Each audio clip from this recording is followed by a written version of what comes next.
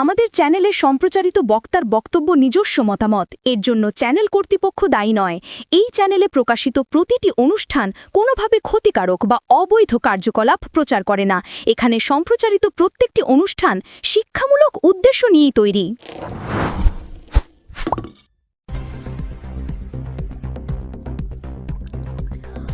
চুচুড়ার রাজনীতিতে অবশেষে বরফ করল। যে সমীকরণ নিয়ে গত কয়েকদিন ধরে চর্চা তুঙ্গে, সেখানে মিলল অসিত দেবাংশু রসায়ন। তবে রাজনৈতিক অন্দরমহলে ফণী এখনো ফনা তুলেই রয়েছেন। ফণীর এখন দ্বন্দ্ব থেকে দ্বৈত সুর। দুদিন আগেই অল ইন্ডিয়া তৃণমূল কংগ্রেসের পক্ষ থেকে চুচুড়া বিধানসভার প্রার্থী হিসেবে ঘোষিত হন দেবাংশু ভট্টাচার্য। আর সেই ঘোষণাতেই বাদ পড়েন তিনবারের বিধায়ক অসিত মজুমদার। টিকিট না পেয়ে সেদিনই আবেগঘন সুরে তিনি জানিয়েছিলেন রাজনীতি থেকে সন্ন্যাস নেওয়ার কথাও ভাবছেন, কিন্তু রাজনীতিতে শেষ কথা বলে তো কিছু হয় না। এই প্রবাদ যেন ফের প্রমাণিত হলো। ঘোষণার পরদিনই বিধায়কের বাড়িতে পৌঁছে যান দেবাংশু। সেখানে গিয়ে প্রথমেই অসিতবাবুর পায়ে প্রণাম, তারপর কোলাকুলি। বার্তা স্পষ্ট, লড়াই নয়, এবার একসাথে পথ চলা। তবে সেদিনই অসিত মজুমদার জানিয়ে দেন কর্মীদের সঙ্গে আলোচনা করে পরবর্তী সিদ্ধান্ত। সেই কথা মতোই বৃহস্পতিবার সন্ধ্যায় খাদিনা মোড় পার্টি অফিসে বৈঠক ডাকা হয়। উপস্থিত ছিলেন পঞ্চায়েত ও পুরসভার একাধিক ওয়ার্ড সভাপতি ও কাউন্সিলর। দেবাংশুকেও পাশে নিয়ে বৈঠকে বসেন অসিতবাবু। তবে বৈঠকের ছবিতে এক ফাঁক অনুপস্থিত শহর তৃণমূল সভাপতি শ্যামা প্রসাদ মুখার্জি এবং তার ঘনিষ্ঠ কয়েকজন কাউন্সিলর। কেন এই অনুপস্থিতি? প্রশ্ন উঠতেই অসিতবাবুর কূটনৈতিক জবাব, সবাইকে জানানো হয়েছিল, অনেকের হয়তো কাজ ছিল, সভাপতিরা এসেছেন, সেটাই যথেষ্ট। অন্যদিকে শহর সভাপতির সুর একেবারেই আলাদা। তার কথায়, আজ কোনো মিটিং ছিল বলেই আমরা জানি না, আমাদের জানানোই হয়নি। এরপরেই খানিক কটাক্ষ। দেবাংশু যদি মনে করে অসিতবাবুকে নিয়েই বৈতরণী পার করবে, তাহলে আমরা খাটতে রাজি আছি, ডাকলেও হবে, না ডাকলেও হবে। সব মিলিয়ে চুচুড়ার রাজনীতিতে আপাতত মিলন মেলা হলেও ভিতরে ভিতরে যে রসায়নের সমীকরণ এখনো পুরোপুরি মেলেনি তা বলাই বাহুল্য।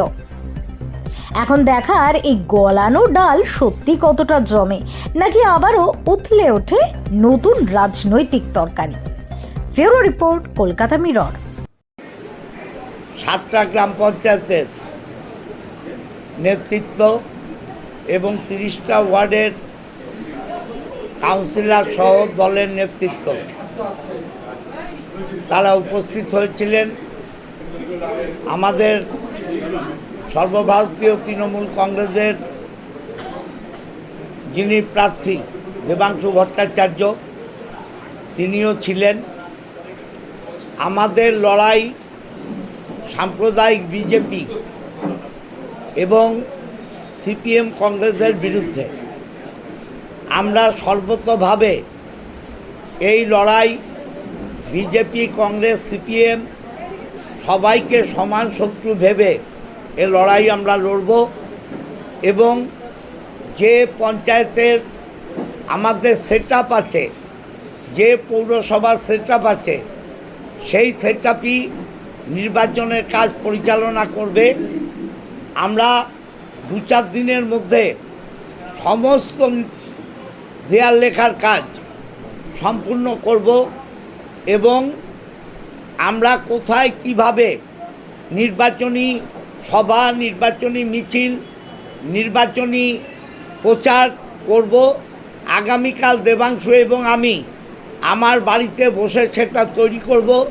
তৈরি করার পর আপনাদের আবার জানাবো। আমি আমাদের প্রার্থী দেবাংশু ভট্টাচার্য যাতে চুচুড়া বিধানসভায় 2011, 2016 এবং 2021-এর যে ধারা আছে, সেই ধারা বজায় রেখে আমরা টিম তৃণমূল কংগ্রেস, আমরা মমতা ব্যানার্জিকে 4র্থবার মুখ্যমন্ত্রী বানাবার শপথ নিলাম আজ। এবং অভিষেক বন্দ্যোপাধ্যায়ের নেতৃত্বে যে বাংলা গড়ার কাজ চলছে, সেটাতে অভিষেকের পাশে থেকে আমরা বাংলা গড়ার কাজ করব। আজকে যেমন বললেন যে কাউন্সিলর এবং পঞ্চায়েতের সকলকে নিয়ে আপনি মিটিং করলেন দেবাংশুর সঙ্গে, সেখানে দেখা গেল যে বহু কাউন্সিলর অনুপস্থিত। দেখুন, কাজ তো কারো থাকতেই পারে, কাউন্সিলররা দলের সব নয়। দলের সভাপতিরাই দলের সব, প্রতিটা ওয়ার্ডে দলের সভাপতিরা ছিলেন।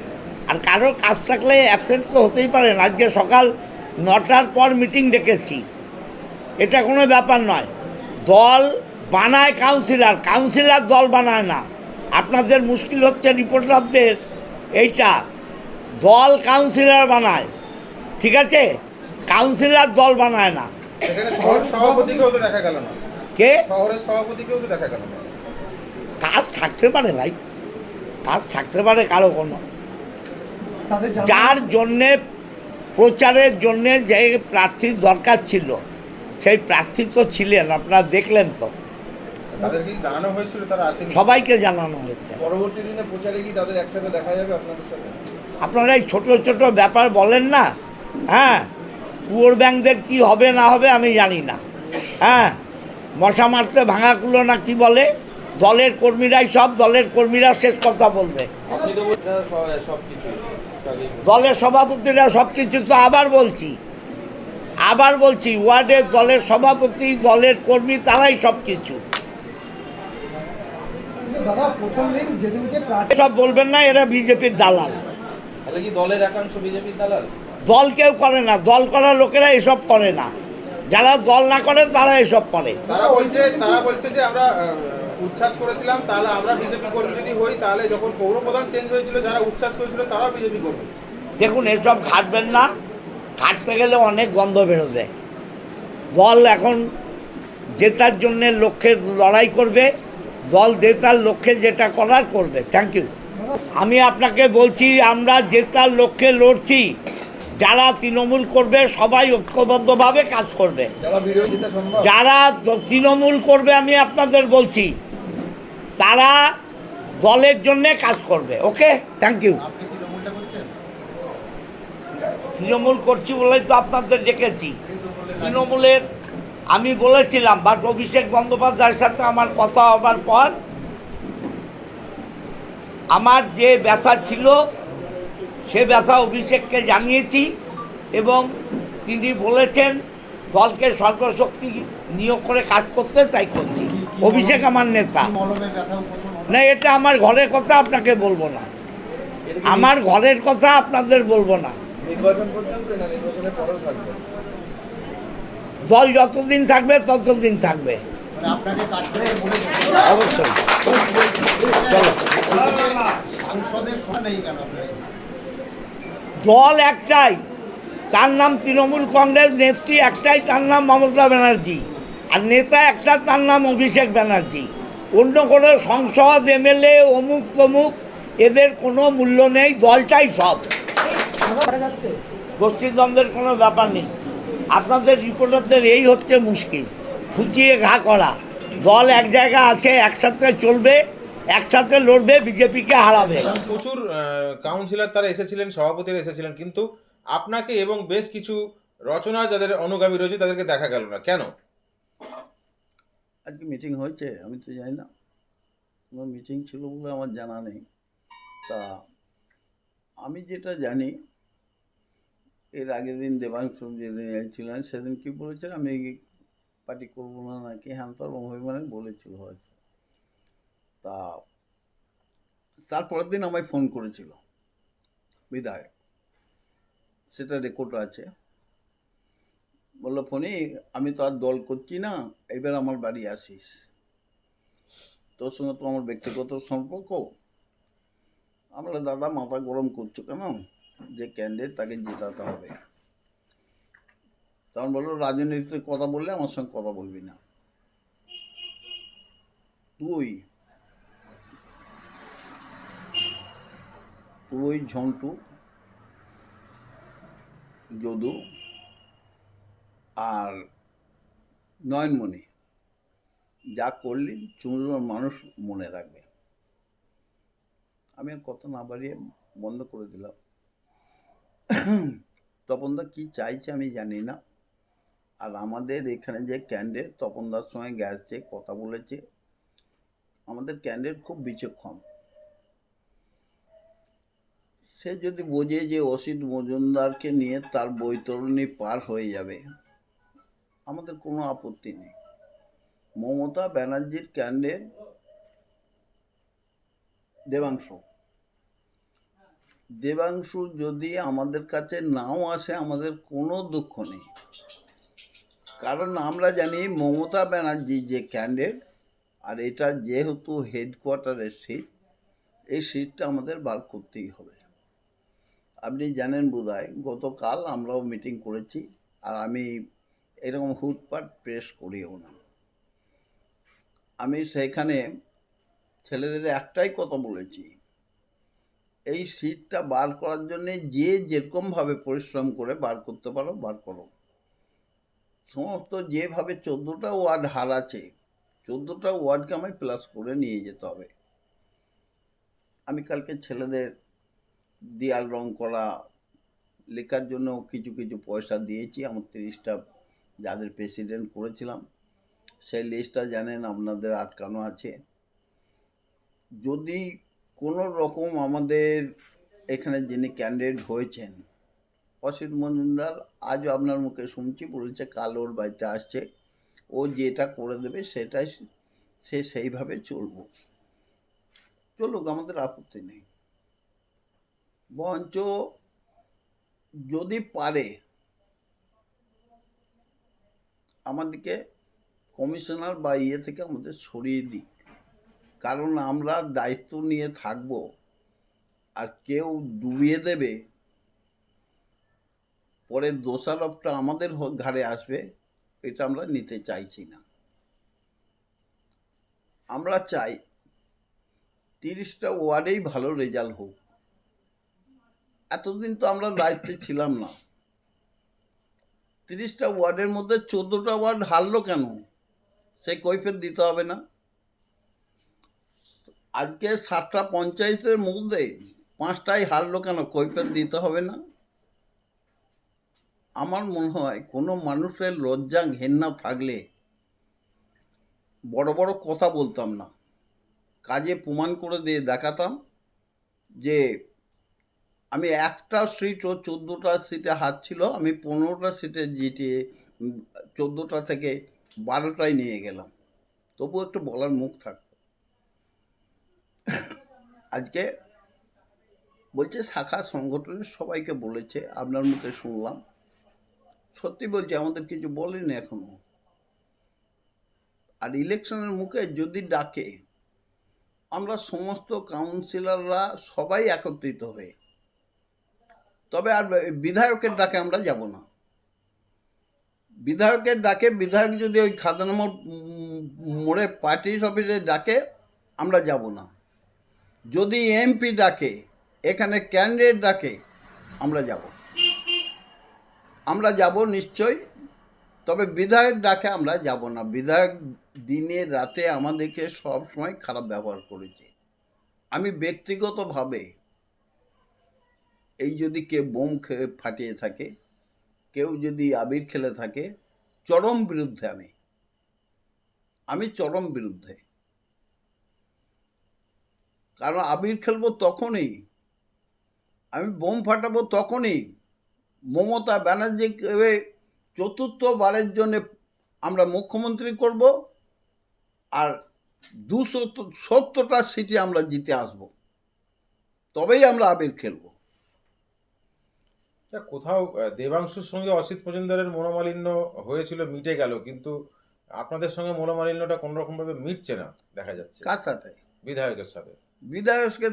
বিধায়ক আজকে সত্যি কথা শুনুন, একটা সেই ভাব সম্পূর্ণ পড়েছিলাম জানেন, সেইটে অনেকেই বলে আমরা অশিক্ষিত, হ্যান ত্যান অনেক অপমান করে, আমার কিছু যায় আসে না তাতে। সেই মুঠো পড়া কঠিন, মুঠো সহজ, মুঠো ত্যাগ করা আরও কঠিন। আজকে অসিতদা লিখতেন এমএলএ, এখন 5 বছর লিখতে পারবেন না তো, সেই জন্যই কালকে উল্টো পাল্টা বলে ফেলেছিলেন। আজকে একটু মাথা ঠান্ডা হয়েছে, আবার বলেছেন। আজকে সবাইকে হয়তো মাথা গরম ছিল বলে আমাদের বলতে পারেনি, মাথা ঠান্ডা হলে আবার হয়তো বলবে। অসিতদা এসব ভুলভাল বকছে কেন? আমার অসিতদার কাছে একটাই অনুরোধ, অসিতদা তোমার হাত ধরে, তপন দাশগুপ্তর হাত ধরে আমরা রাজনীতি করেছি, তোমরা আমাদের পথ দেখিয়েছ, সারা জীবন তোমাদের ওই চেয়ারে বসে থাকতে হবে কেন? নতুন ছেলেদের চান্স দাও। এতে রাগের দুঃখের কিছু নেই।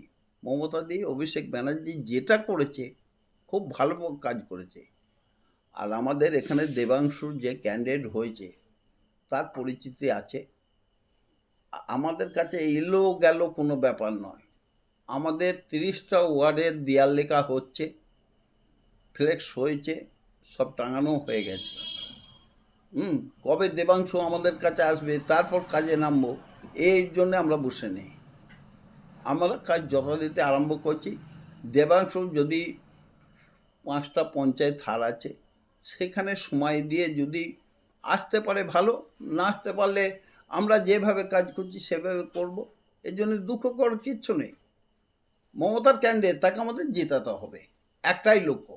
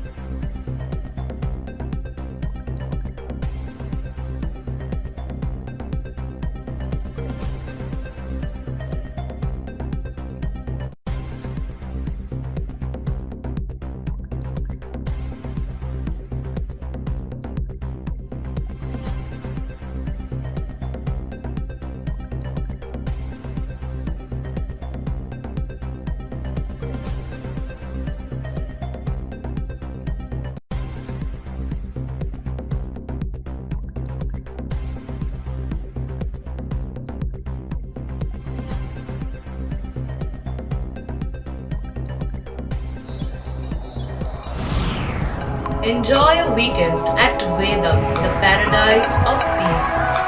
A home away from home.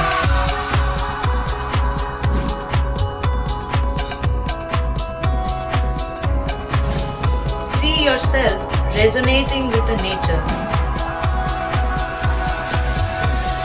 Vedam welcomes you to create your best memories. আমাদের পাশে থাকতে সাবস্ক্রাইব করুন আমাদের ইউটিউব চ্যানেলটি ও ফলো করুন আমাদের ফেসবুক পেজটি। লাইক, শেয়ার ও কমেন্ট করতে ভুলবেন না। কলকাতা মিরর, পাশে থাকে, পাশে রাখে।